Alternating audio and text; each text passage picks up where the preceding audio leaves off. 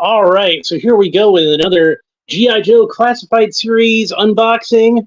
I'd kind of forgotten I had this one because I had him sitting separate from the rest of them. I guess I was looking at him elsewhere in my room and just kind of set him aside. So he wasn't with the big stack of G.I. Joes that I had over here.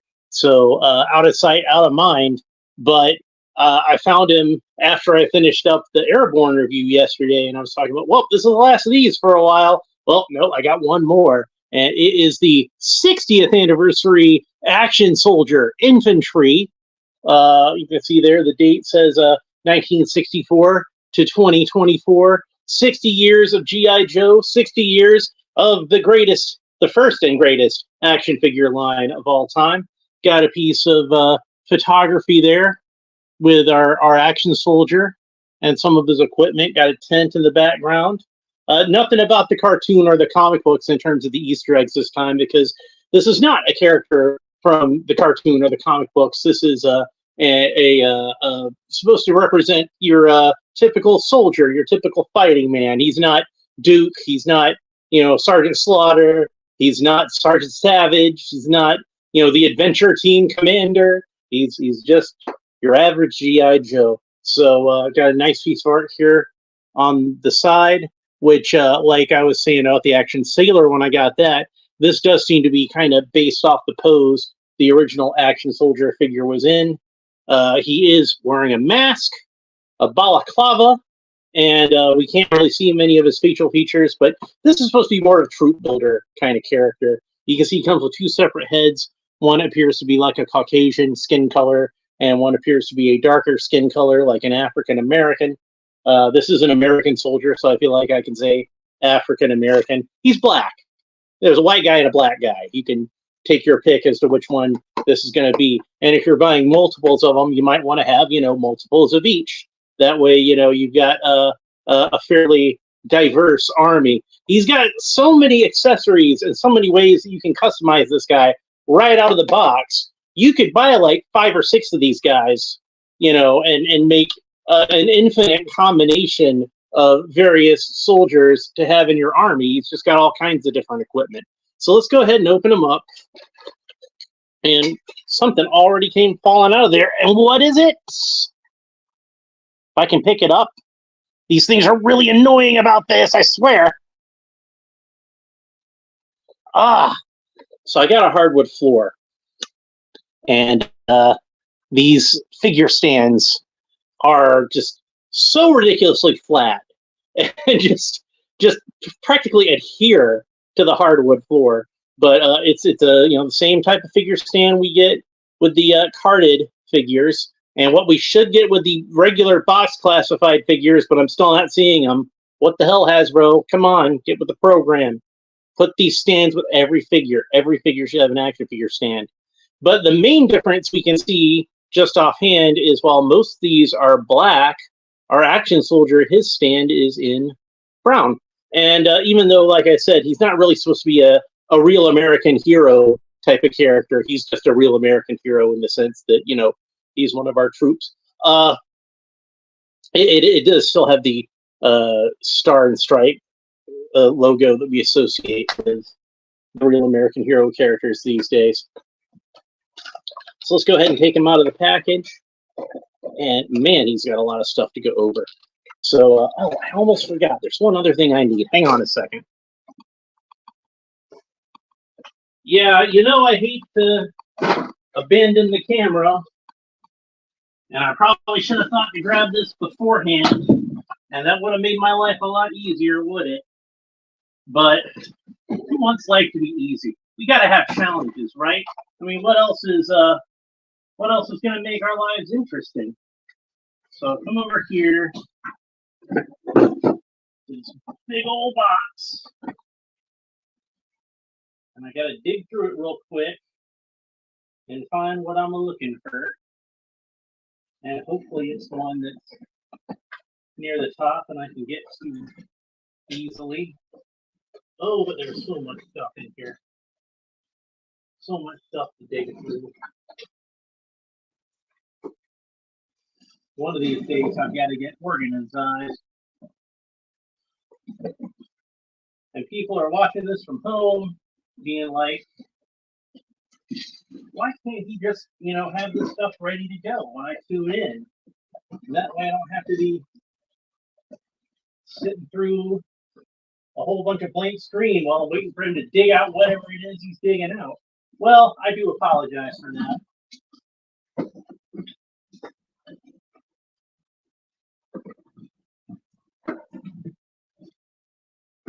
I do regret it. But, them's the break.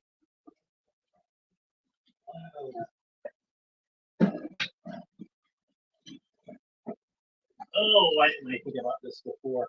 And I'm just having to try to think of stuff to say while I've got the camera rolling over there. If you're watching this live, I greatly apologize. And if you're watching this on the replay, and I know a lot of you watch it on the replay, and that's fine with me. I don't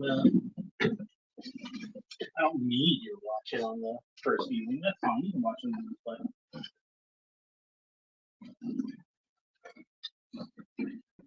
But at least if you're watching it on the replay, you can fast forward through this. Well, just gonna have to dump the whole thing out. At least I found that Sergeant Slaughter hat I was looking for.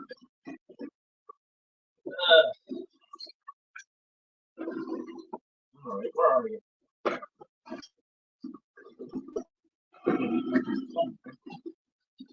I'm just gonna have to pick all this stuff up later on.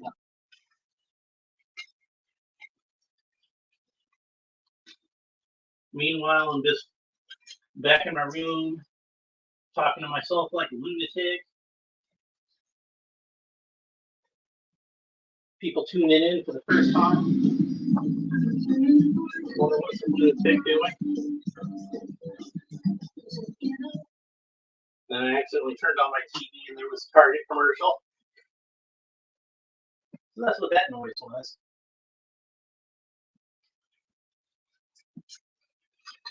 Where is it? I know it's got to be in here somewhere because there's nowhere else it could be.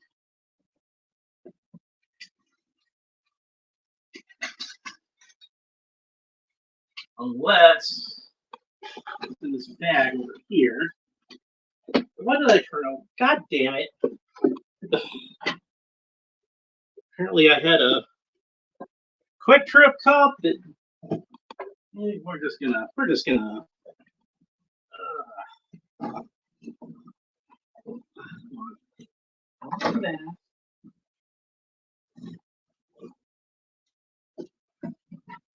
some smart ass is probably watching this thinking it's the most entertaining one of these you've ever seen.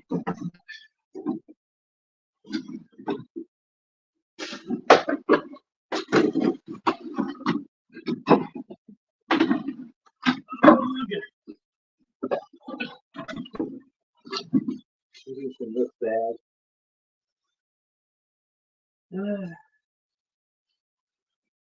There it is. Oh boy.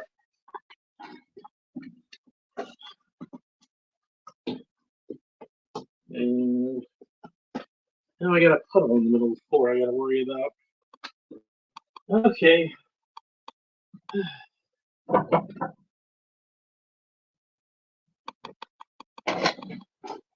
All right. We are back. Sorry about that. Now, one of my favorite characters in all of G.I. Joe is this guy, Roadblock. You can see I 3D printed him a Tiger Force helmet because I'm a sucker for Tiger Force stuff. Now, the first Roadblock they could put out, much like the entire first assortment of G.I. Joe classified figures, did not look very much like the original Roadblock. It was more of an updated version of the character. It actually looked more like the version 2 of Roadblock than the version 1. However, due to fan demand, they did make one that looked more like the version 1 figure. But one notable difference is instead of coming with his trademark weapon, he came with this minigun. Now, the minigun's pretty cool. And I don't want to sound like like I'm complaining about this piece of equipment. It's a nice little piece of equipment. But Roadblock did not, in the original version, come with that weapon. He came with the Ma Deuce, and that is a beauty of a machine gun. We're going to take that out first.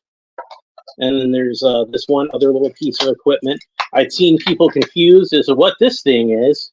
Well, I knew what it was immediately. You can take the handles off the Ma Deuce and put this pistol grip onto it. And then we got, oh yeah, that's more like what the original Roadblock figure came with. So we're going to have a lot of fun with that, aren't we? Looking it over, I think I might have put it on upside down. Yeah, there we go. So there we go. That's going to be Roadblock's. That's going to belong to him. Belt for that gun. And then we have another smaller machine gun. And something else fell out. Oh, I got stuff falling all over the place. Okay, so that's the ammo box for this machine gun. It fell out when I pulled it out. And I seen it knocked over the belt. And you can see that these are a bigger bullet than what goes in that machine gun. Okay, so next we got this rifle here, which in pulling it out, I put some stress marks on the stock of it. It looks like it's supposed to have a tripod that fits in there, but I don't see a tripod. I don't think one came out when I was taking it out. This one's got a tripod or a bipod built onto it. Yeah, that's what I should have said there is bipod, not tripod. But I don't see where. Yeah, this one's got a bipod that folds out in two different pieces, two different legs that fold out like that. So that's neat. But this one looks like it should have a bipod in here, and I don't see an extra bipod attachment. So then we got this huge backpack, and it looks kind of like the one that came with Outback, but I don't remember for certain if it's the one that came with Outback. Set that aside as well. And we've got this hood, and this is a hood that's like pulled back over his shoulders, but it should be the same hood that's actually already over the character's head here. We got a helmet, and again, this is kind of a half-shell helmet, kind of a somewhere between a half-shell helmet and a Fritz helmet, but it definitely looks like a modern-style Army helmet. Set that down, and then we got the dog tags, which I'm glad that both of these 60th anniversary Joe figures come with some dog tags, because the dog tags were kind of one of the distinctive elements of the original 12-inch G.I. Joe way back in 1964. And then we've got Desert Eagle for the sidearm. Very cool. Always like the Desert Eagle. I'm pretty sure it's a Desert Eagle. Looks like a Desert Eagle to me anyway. I'm not an expert in guns, but that's what it looks like to me. Got a walkie-talkie. Whole lot of equipment for this guy. And then here is the tripod, the Ma Deuce. So there's that. And if I were to give this to one of my generic action soldiers, this would be the thing that he would use to, you know, fire his gun from a prone position, or you know, stack it up on some sandbags or something like that. So Roadblock, being the superhuman beast that he is, does not carry his machine gun like that. Oh no, oh no. No, Roadblock, again, there's a reason that pistol grip is on there. I'm just going to go ahead and give it to him. This is yours now. Take good care of it. Roadblock just carries this thing and shoots it from the hip like an ordinary soldier would with a rifle. Dang, he looks cool with that. This is what he should have come with in the first place, folks. And like I said, I liked the Gatling gun. I feel like you know, if you were going to give him something other than a Ma Deuce, this would be the thing to give him, or that would be the thing to give him. But man, there's just something perfect about it. And you know, they were intending this to be Roadblock's weapon, and that's why they gave it that pistol grip, because that's what the original Roadblock figure, he had an M60, not M60, I'm sorry, a Modus that was modified for that pistol grip so that he could carry it around like that. And that is destiny fulfilled. So we're going to set him aside. Thank you, Hasbro, for finally giving us that weaponry. We really needed that. All right, so we've got some other things in here. I guess these are things to personalize your figure. Got a kind of pouches here. Got one sort of large pouch, and then another very deeply embedded in the packaging. If I can get it out. Oh man, that is in there good. Smaller little pouch. I'm guessing these will all fit on either his belt or his web gear or his vest or whatever he has underneath this. A larger one there.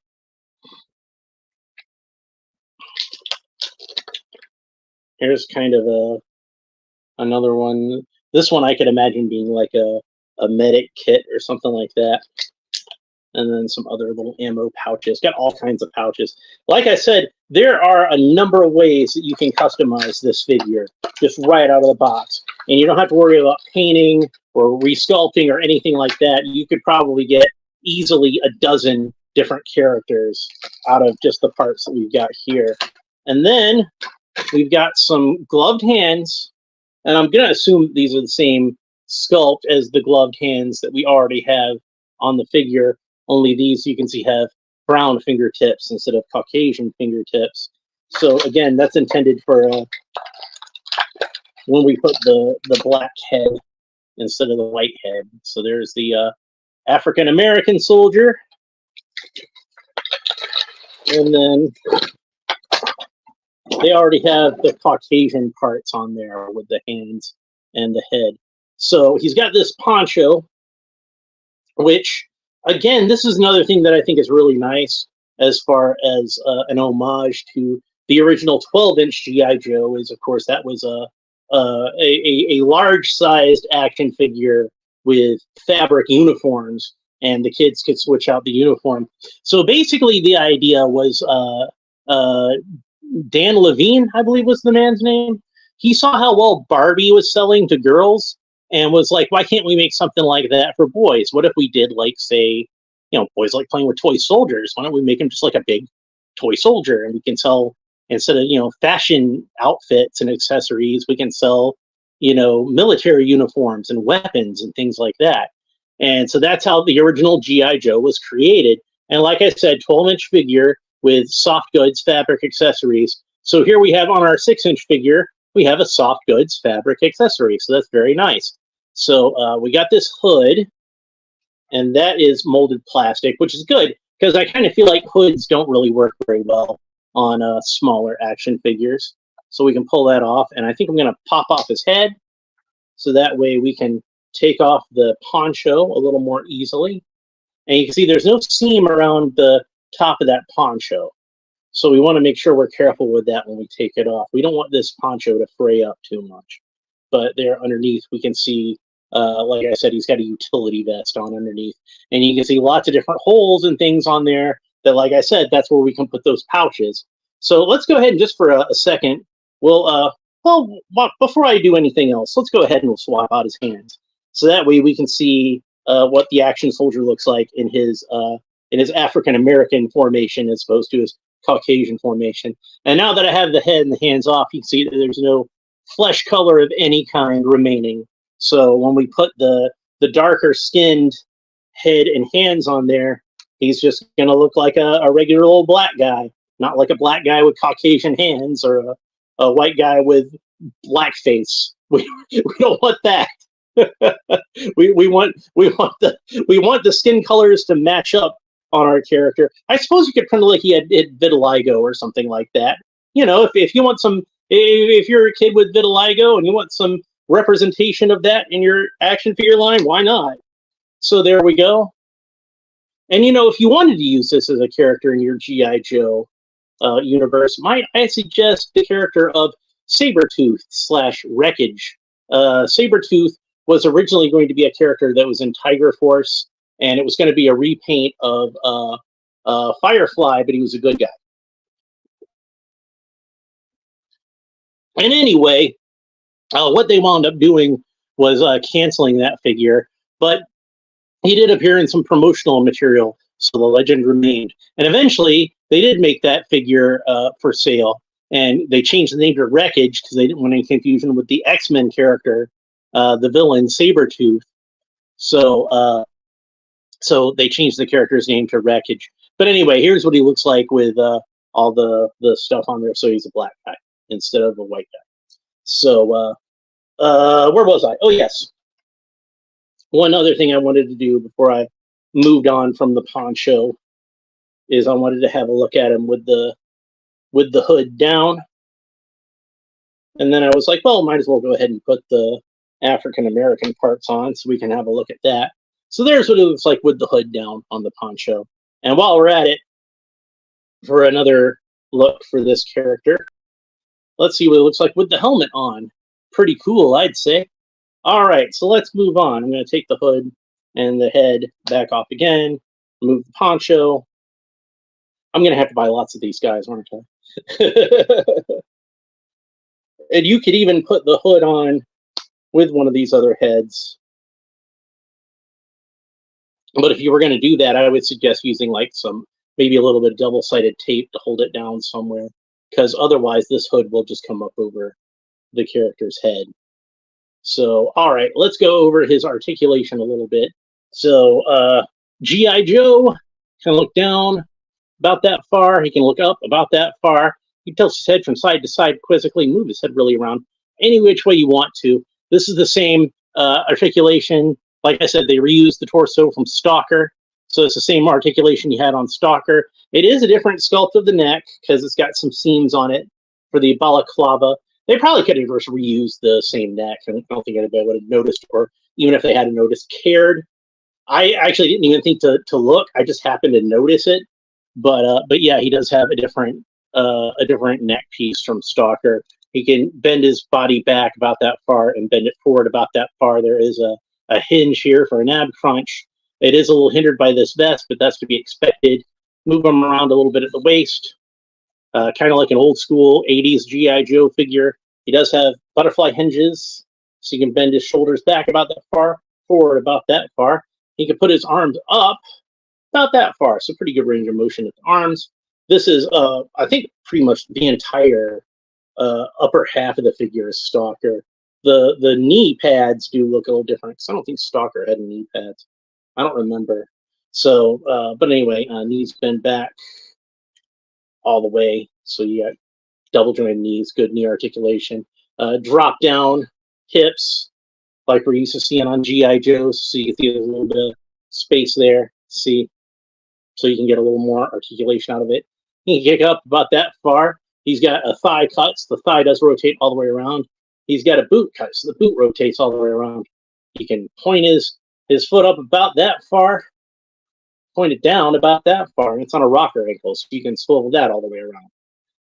Okay, so let's go ahead and gear this guy up as far as the vest goes.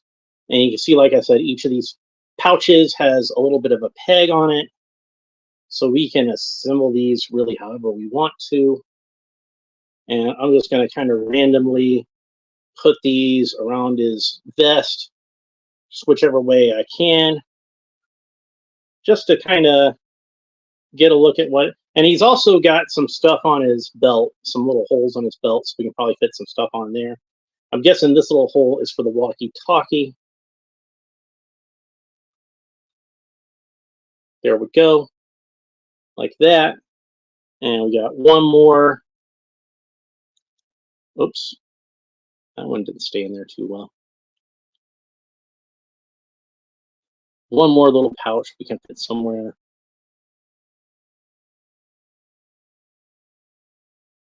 I'm going to stick it on his. It doesn't seem to want to go. That one seems a little thick. Well, you know, you can experiment with it and get it fit in however you want. And in fact, I'm going to take this little one off since it didn't want to stay on too well. And I want to make sure I don't drop it. So we got the Desert Eagle. Let's go ahead and put that into his hand and see how that looks. get his finger pulled out so we can fit it into the trigger guard. His hands do seem kind of rigid. Oh, come on, you. There we go. So there is the sidearm ready for action. Now we do notice one thing that is missing, or at least I noticed as I was listening it, in all the litany of accessories that this guy comes with, he doesn't have a knife. That's weird. And you know what I say about G.I. Joes is I want them to have some kind of rifle or machine gun, whichever, some kind of sidearm and some kind of knife. And when I say knife, it could be a bladed weapon like a sword or something, but usually it's going to be a knife. And this guy doesn't have a knife. That is surprising.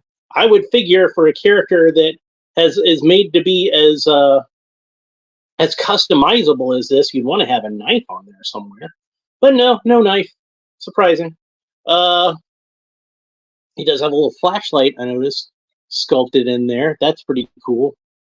I would think something else they could have would be like a little radio unit for his shoulder so he could reach up and squawk into it when he needed to. But I guess he's just going to have to pull it off his belt when he gets down to it. Anyway, let's go ahead and put the Desert Eagle into its holster. Fits in there nice and snug. I'm pretty happy with how that goes together. Oh, hey, now that we've got all this stuff on him, we can go ahead and put the poncho back on him, can't we?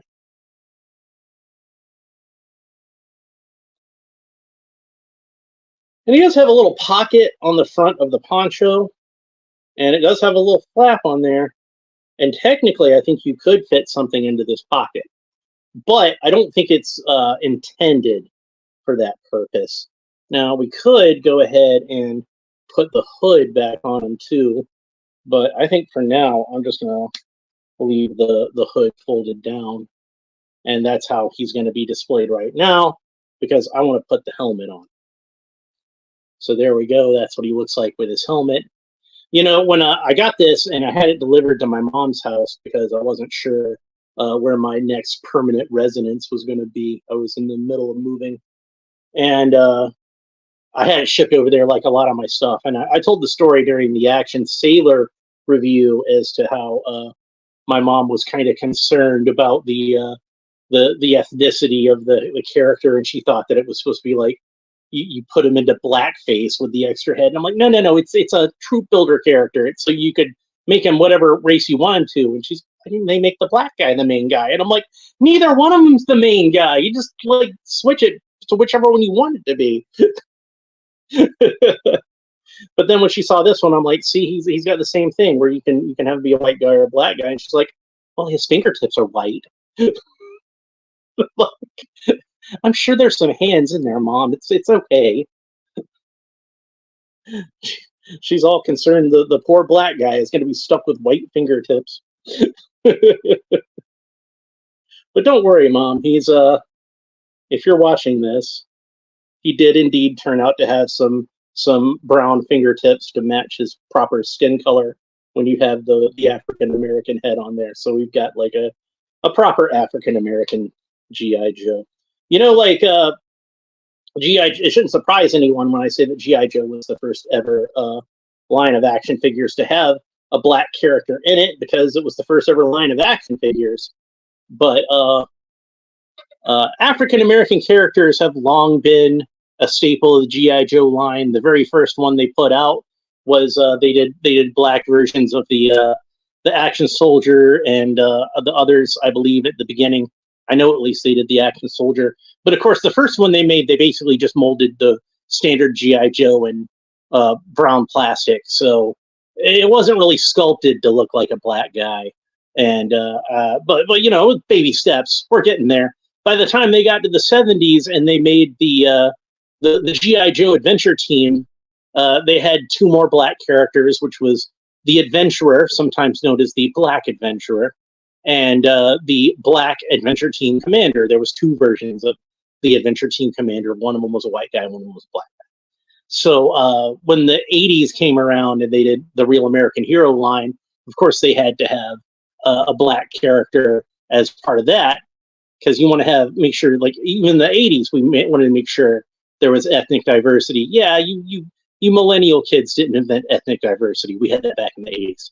So so Stalker was one of the first G.I. Joe characters in that line, and Larry Hama, who wanted to make sure that there was good representation of all different types of characters in the G.I. Joe comic book, and not just centered around the adventures of like some white males. You know, he made sure Stalker was front and center as one of the main characters as far as screen time goes in the original G.I. Joe comic book line. I'd argue that the four characters you saw the most of in those early lines, or those early comics in the line, was you saw, in no particular order, you had Snake Eyes, who was mute and disfigured. You had, and handicapped. He was mute. You had Scarlet, who was a woman. You had Stalker, who was a black man. And you had Clutch, who was a Jewish man. So that put us, you know, in some good representation there. You had a handicapped guy, a Jewish man, a black man, and a woman.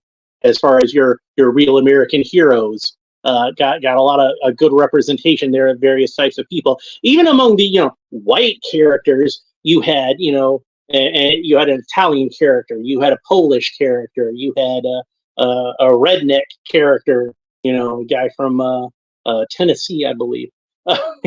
So it was a good mix of various types of people from various backgrounds in various parts of this country. So that was one of the things that I felt like made G.I. Joe kind of special when I was a kid. I'm getting off on a tangent, but anyway, yeah. So that's what it looks like with the machine gun and the poncho and everything. So let's go ahead and take that out of his hand. I'm gonna have him posed with the rifle. Oh, we should put the backpack on while he's got the. Well, we can't have the backpack on while he's got the poncho because there's no hole in the back for the backpack in the back of the poncho, unfortunately. So what we got to do, we'll put this backpack on him, is put it on. We can put it on underneath the poncho, I'm pretty sure, and then we can just have the poncho kind of draped over it, which not ideal, but it's a way to get around that. If you really want to have him with the backpack over the poncho, you can always just cut a small hole in the poncho. I'd just take the backpack and kind of poke it in, and that way we know where that is. And oh, hey, look, I got an X-Acto knife right here. So I can just go ahead and make the incision myself. So there we go. Now we should be able to get that on. Of course, it is kind of bunching up. Even though I cut the hole, it's still kind of wanting to poke the... Maybe I didn't cut it wide enough. Because it's still trying to poke... It's still trying to poke the fabric, and I guess I didn't make it big enough. Well, we'll just have to make it bigger. And if you're going to do this like me, be careful with it. This is not a show for kids, but if there are any kids at home watching, don't do this yourself. Get a parent to do it for you. But if there's kids watching it, you shouldn't be watching this. This is not a show for kids. This is like some weird guy playing with action figures. You don't need to see this kind of stuff. You need to grow up and be normal, not like me. I know some people watch this show with their kids, and it's not like kids aren't welcome. But I just say that so that, like, if I say something that's naughty, the parents don't get mad at me. It's like, hey, you've been warned.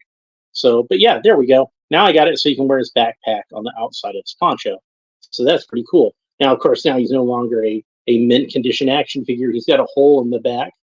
But hey, this is a 60th anniversary tribute to the original 12-inch G.I. Joes. And I know that, like, a lot of the 12-inch G.I. Joe collectors, they do stuff like this with their 12-inch figures and modify them and customize them and things like that. So fits in with that tradition pretty well, I'd say. So this trigger is too big to fit in the trigger guard holes, so he cannot carry that around with him on his backpack. And as for this weapon, it's kind of the same thing. He's got the pegs on here that are supposed to hold stuff, but these aren't really made to fit on there very well, so they're not fitting on there very well. So yeah, this is an homage to the original G.I. Joe.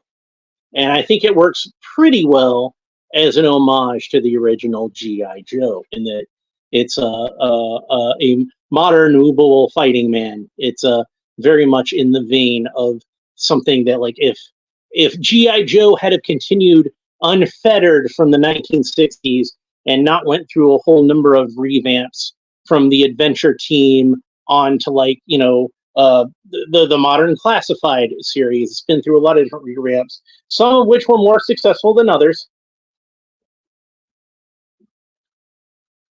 But if they were still making 12-inch G.I. Joes today, I would imagine it would not be too dissimilar from this guy. Just kind of like maybe about twice the height, and maybe with just all soft goods accessories and not just this poncho. But I do feel like it's a nice homage to the style that G.I. Joe figures were back in the old days. Now, as far as being just a G.I. Joe Classified figure in its own right, I feel like it's pretty awesome, and might even be better at that than being an homage back to the old school of G.I. Joe. So yeah, this is definitely a figure that I'm happy to have in my collection, and I will probably try to buy more of these, especially if I can find them at a good price.